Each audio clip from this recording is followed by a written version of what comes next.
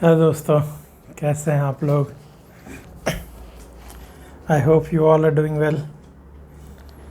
तो चलिए देखते हैं आज क्या रिवीजन किया जाए। क्या डे 33 होने वाला है आज, डे 33।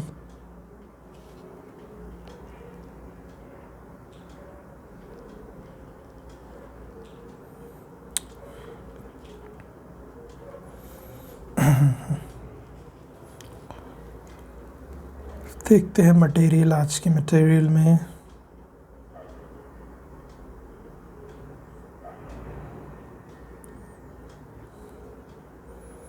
क्या क्या है।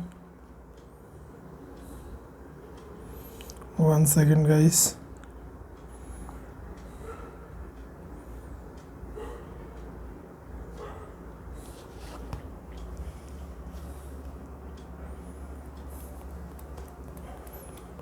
जो भी काम का मिले वी शुड डू इट, ठीक है।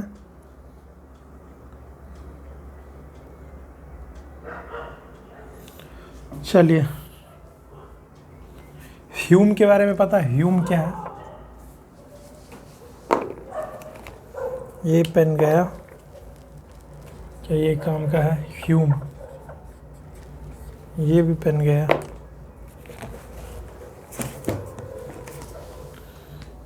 Okay,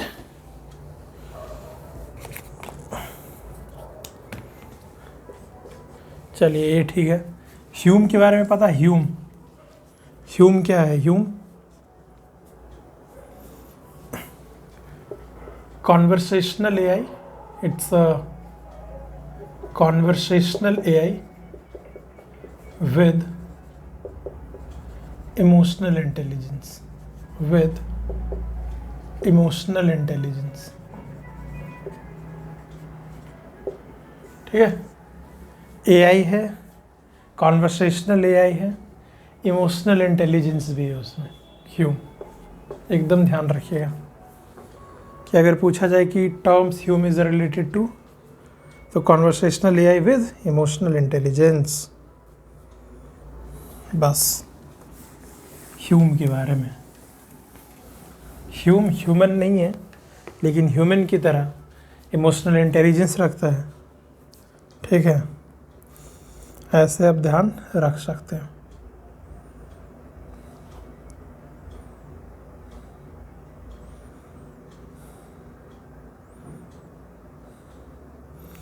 Bharat bill payment system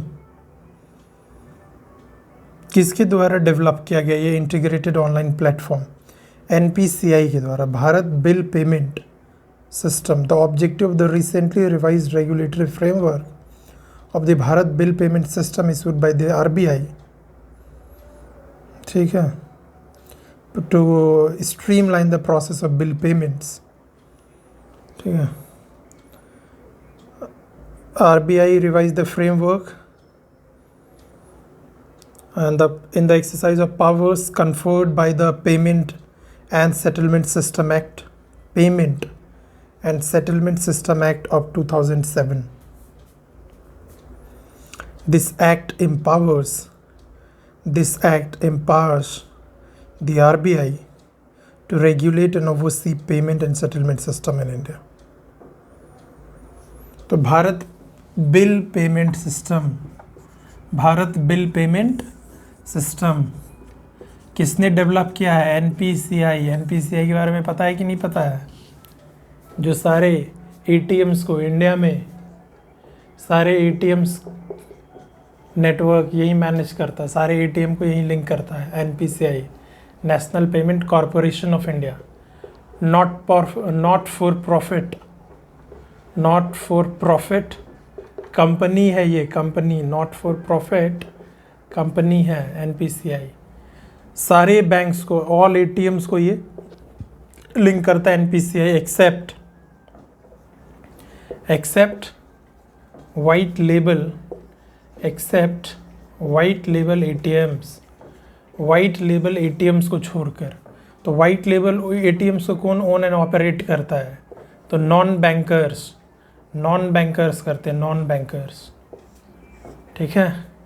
white label ATMs our own and operated by non bankers and कहाँ पर its operation is performed is done in which region, गांव वाले क्षेत्रों में जहाँ पर अंडर सब्ड रीजन या अनसब्ड रीजन है, जहाँ पर बैंक नहीं पहुँच सकती, जहाँ पर ATMs नहीं पहुँच सकता बैंक का, बिकॉज वो इकोनॉमिकली फिजिबल नहीं है वहाँ पर, इसीलिए ये पहुँचते हैं और RBI रेगुलेट करती है। ठीक है, वाइट लेबल ATMs। तो भारत बिल पेमेंट सिस्टम में ये टू स्ट्रीमलाइन द ऑब्जेक्टिव इसका क्या है, to streamline the process of bill payment. NPCI ने डेवलप किया भारत बिल पेमेंट सिस्टम, याद रखिएगा। किसने डेवलप किया है? NPCI ने।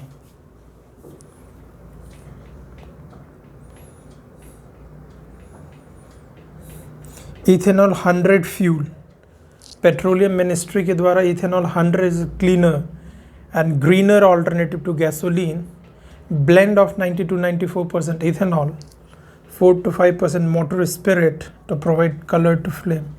अब देखो इथेनॉल 100 है, इथेनॉल 100 फ्यूल है, इथेनॉल 100 फ्यूल बोल रहे, लेकिन फिर भी ऐसा नहीं है कि इसमें 100% इथेनॉल हो, इसमें 90 to 94%, 90 to 94%, 90 to 94% इथेनॉल है बस,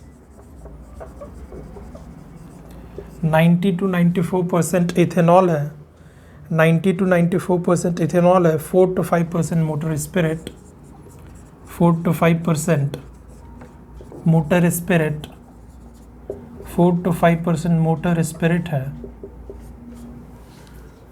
90 to 94% is ethanol, 4 to 5% is motor spirit.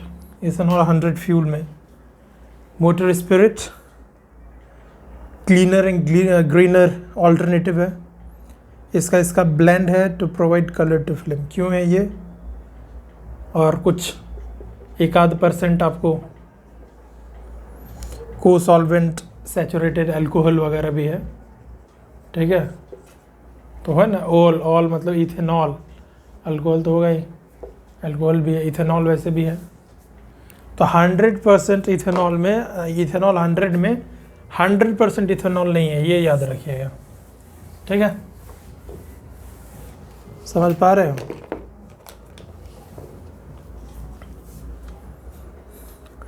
बने रहिए, कुछ ना कुछ मिलता रहेगा, कहीं ना कहीं कुछ ना कुछ यूज़ होता ही रहेगा, टेंशन ना लीजिए बस। ई-इंक के बारे में पता है आपको? ई-इंक, electrophoretic ink, ई-इंक।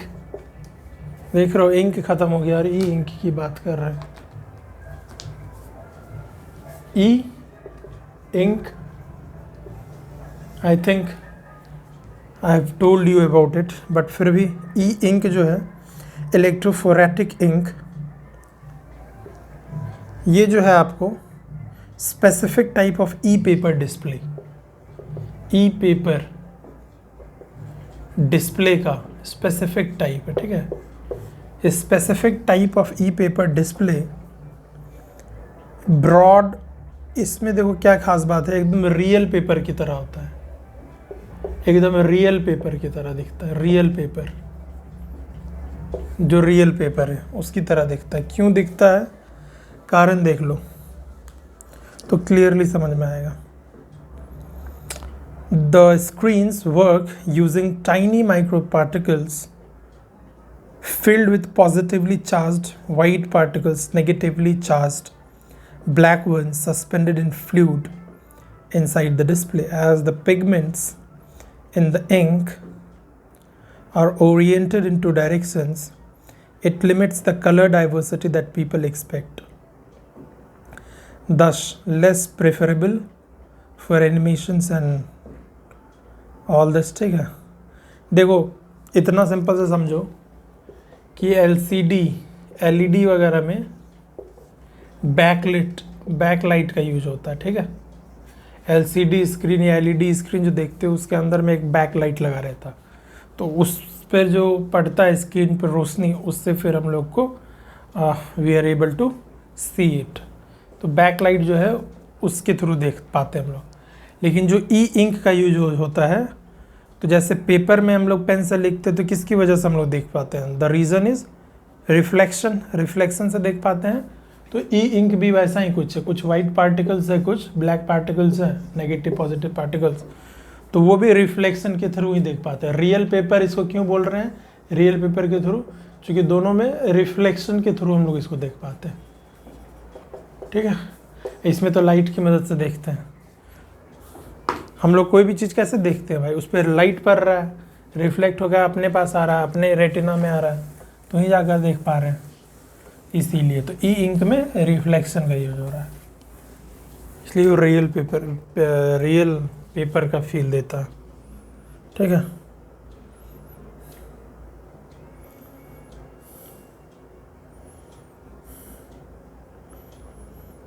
And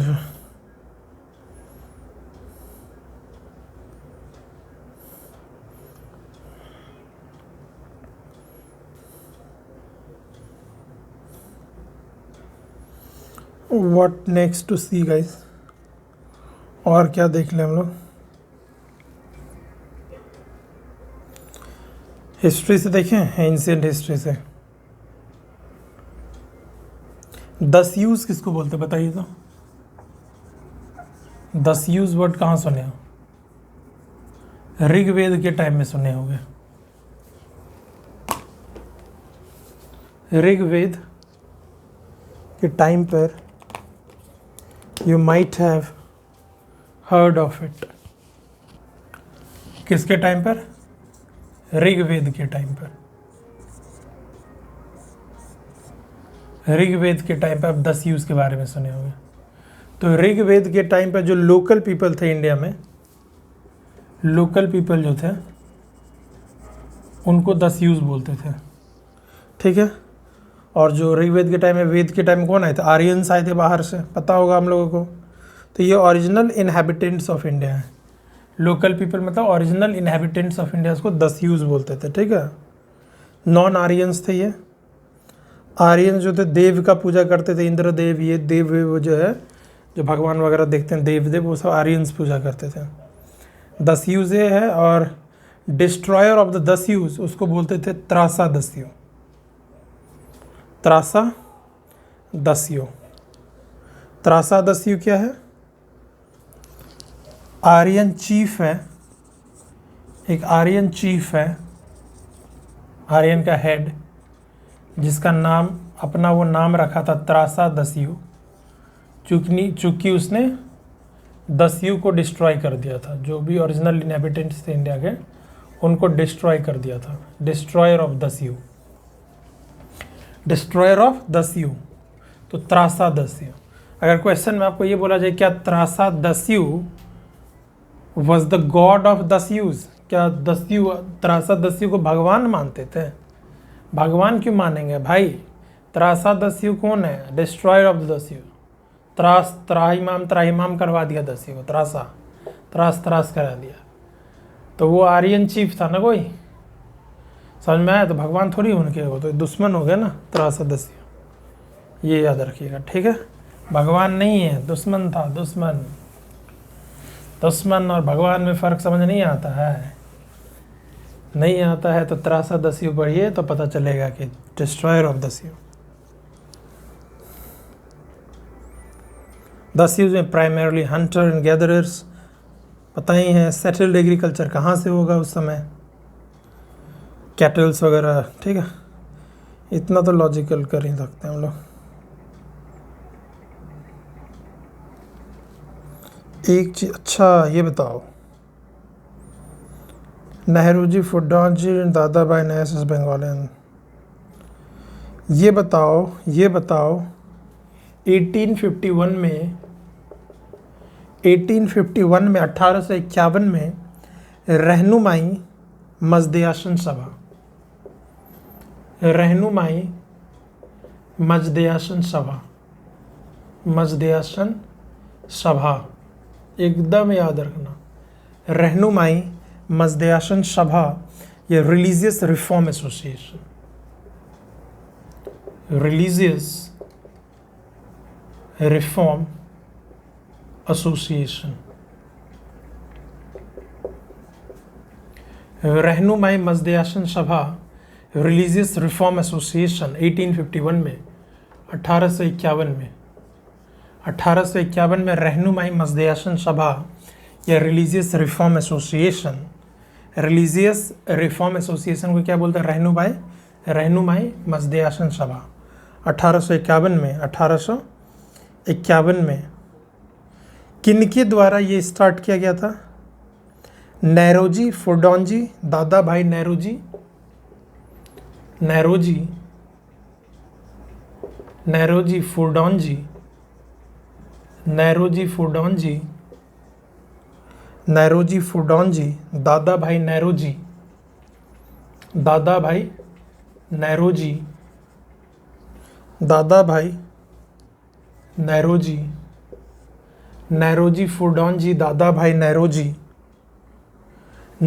फुडोंजी, Dadabhai Naoroji, SS Bengali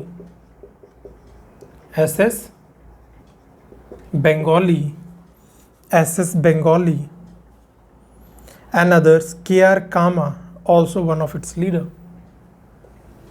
ठीक है, ये सब याद रखना, ये सब फाउंडर थे। दादा भाई नेरोजी फुडोंजी, एसएस बंगाली, सब किसके फाउंडर? रहनुमाई मजदयाशन सभा रिलीजियस रिफॉर्म एसोसिएशन, जिसमें दोनों नेरोजी हैं। कौन कौन नेरोजी हैं? नेरोजी फुडोंजी एंड दादा भाई नेरोजी। कहाँ पर मिले दोनों? रहनुमाई मजदयाशन सभा में मिल गए, रिलीजियस रिफॉर्म एसोसिएशन में। ध्यान रखना है, ये बताओ कि इंडिया में सबसे पहले लेजिस्लेटिव सीट के लिए किसने इलेक्शन लड़ा था? Which was the first women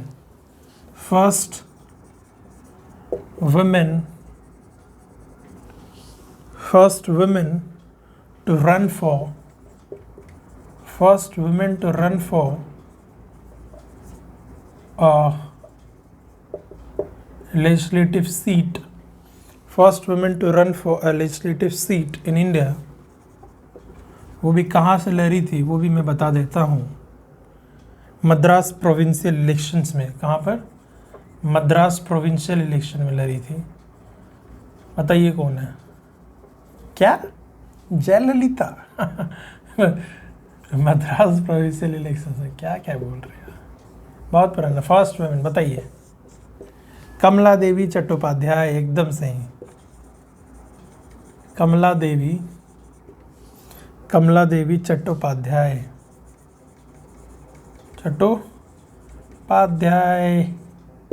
कमला देवी चट्टोपाध्याय,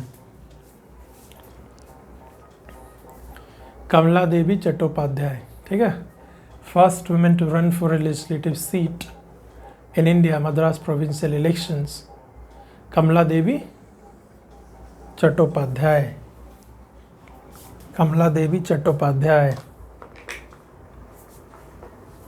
एकदम याद रहना चाहिए। First women to run for legislative seat in India, Madras provincial elections, Kamala Devi Chattopadhyay.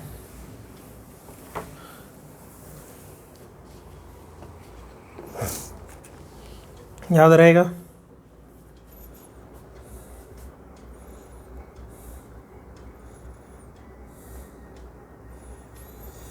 स्टर्टगर्ट में वंदे मातरम गाकर नेशनल फ्लैग फहराने वाली मैडम भिकाजी कामा, याद रहता अपने को, तो कोई दिक्कत नहीं होना चाहिए, ठीक है।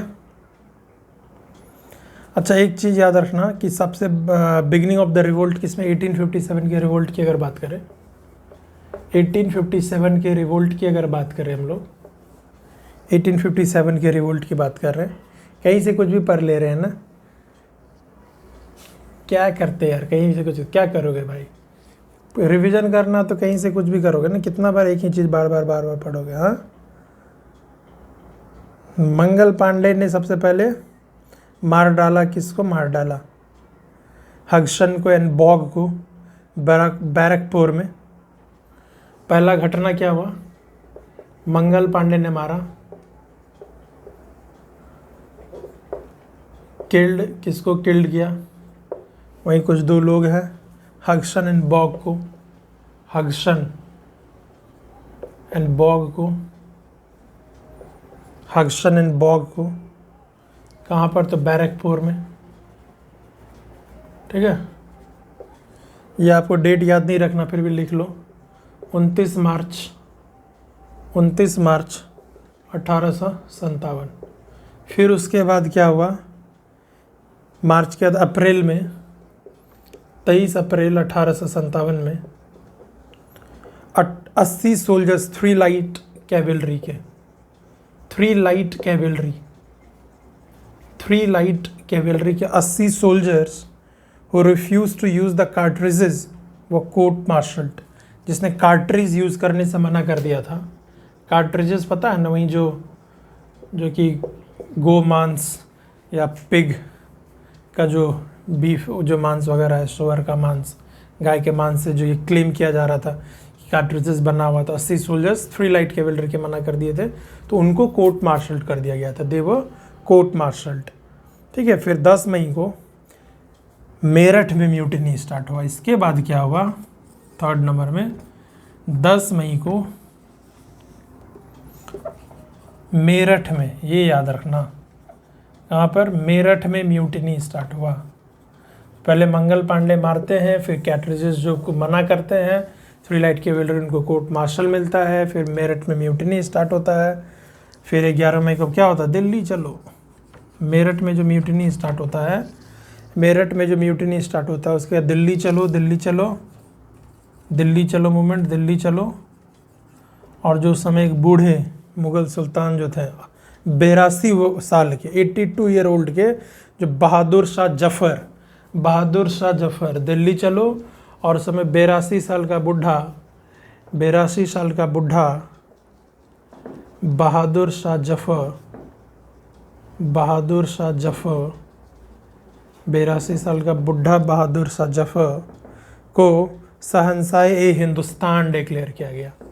क्या डिक्लेयर किया गया? बोलो, क्या डिक्लेयर किया गया? शहंशाह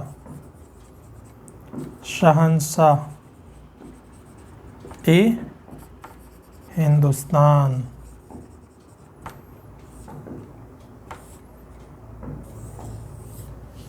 शहंशाह हिंदुस्तान डिक्लेयर किया। शहंशाह Hindustan, emperor of the India. ठीक है, दिल्ली चलो, समझ में आया? दिल्ली चलो मूवमेंट। पहले मेरठ म्यूटिनी हुआ, उसके बाद दिल्ली चलो। ठीक है, ये एक तरीके से क्रोनोलॉजिकल ऑर्डर है that we should have some idea of it. ठीक है, कुछ आइडिया रखना चाहिए कि पहले कौन सा हुआ इवेंट, फिर उसके बाद कौन सा इवेंट हुआ। क्रोनोलॉजिकल बेस्ड भी क्वेश्चंस आते हैं ना, तो इसलिए क्रोनोलॉजिकल ऑर्डर भी दिमाग में रहना चाहिए। ठीक है, तो पहले मेरठ का हुआ, फिर ये हुआ। चलिए और क्या देख लें। बिरकनहेड कंजर्वेटिव सेक्रेटरी, बिरकनहेड के बारे में पता है ना? Nehru report, permanent settlement. अच्छा एक चीज़, चलो ये थोड़ा सा इंटरेस्टिंग, द लास्ट वन। ये बताओ दो तो आप भाई समझ में आएगा, बहुत मस्त चीज़ है। बताओ, पत्रिकाज, जो भी पत्रिकाज है, illegal news sheets, sometimes written by hand and sometimes cyclostyle, वो part of the strategy to हटाओ ना यार, जो भी है, वानर सेना वगैरह। बताओ, वानर सेना रामायण वाला वानर सेना जो, हाँ, यहाँ पे चिल्ड्रन के ग्रुप को वानर सेना, बच्चे जो हैं जो ग्रुप बना रहे हैं वानर सेना का, मंकी आर्मीज। और गर्ल्स का भी एक ग्रुप है जो कि मंजरी सेना,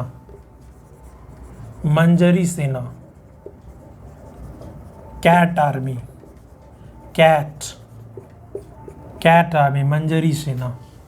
वानर सेना चिल्ड्रन, बच्चों का, बॉयज़ का वानर सेना, लड़कियों का, गर्ल्स का कैट आर्मी, मंजरी सेना। ठीक है, तो बताओ ये सब। और प्रभात फेरीज, प्रभात फेरीज, मैन वुमेन चिल्ड्रन का ग्रुप, एक था प्रभात फेरीज,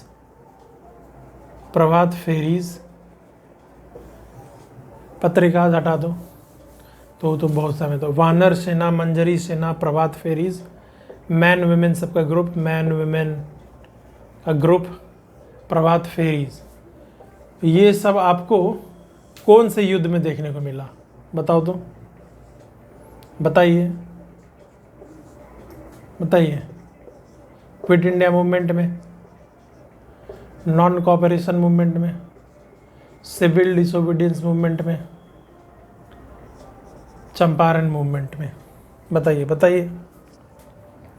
वानर सेना, मंजरी सेना, प्रभात fairies, these terms and these groups we had seen during which movement? Quit India movement, non-cooperation movement, civil disobedience की चंपारण मूवमेंट, बताइए। तो ये हम लोगों को CDM में मिला, सिविल डिसोबीडियंस मूवमेंट में। एकदम ध्यान रखना।